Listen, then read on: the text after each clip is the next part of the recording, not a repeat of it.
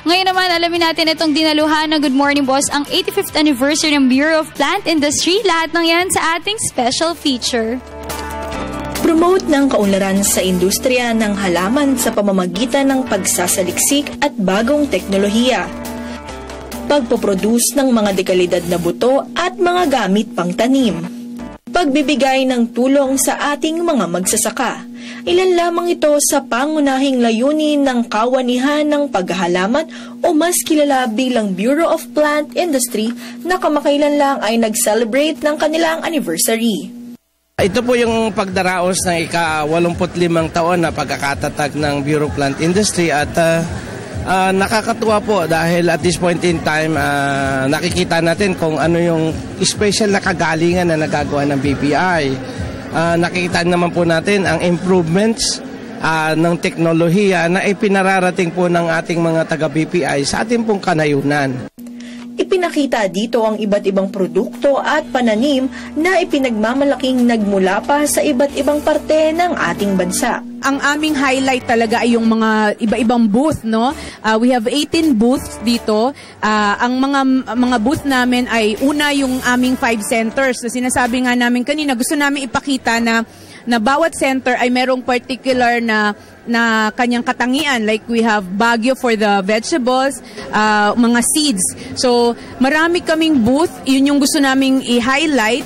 At the same time, meron din kami awarding. Ni-recognize namin yung mga empleyado na naging malaki ang tulong sa Bureau of Plant Industry para lalong gumanda yung kawanihan namin.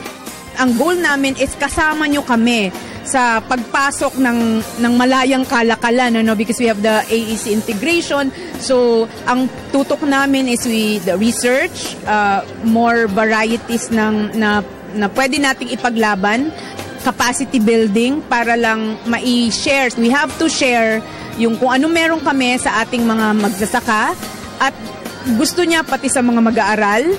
That's why we have the gulayan, and also sa mga wives ng farmers. Inaasahan pa na mas lalong pag-iibayuhin ng Bureau of Plant Industry ang kanilang pagbibigay ng tulong sa ating mga kababayang magsasaka. Ganon din ang patuloy na pagde-develop ng mga teknolohiyang maaaring gamitin sa mas ikauunlad na industriya ng paghahalaman at pananim. Talaga pong bigyan ng tamang sistema, tamang paghihigpit yung pong border natin kasi remember, grasya po natin sa Panginoong ito na lesser yung tumatama sa ating mga sakit, sa ating mga halaman, sa ating bumbong bansa. Ang akin lang po, dapat counting pagtanaw, counting pagbibigay ng pansin sa ating mga technicians, sa ating pong mga scientista, nakatulong po natin sa ating buong bansa.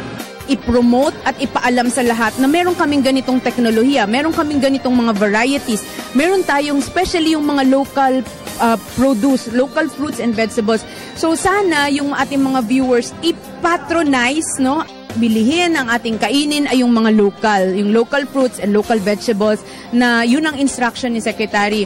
Padamihin nyo yung ating indigenous vegetables kasi hindi na natin kailangang import, no? Hindi natin kailangang import. So sa mga viewers, no, ini-encourage namin kayo na sana tangkilikin natin ang local fruits and vegetables na patuloy naming palalaguin at pararamihin.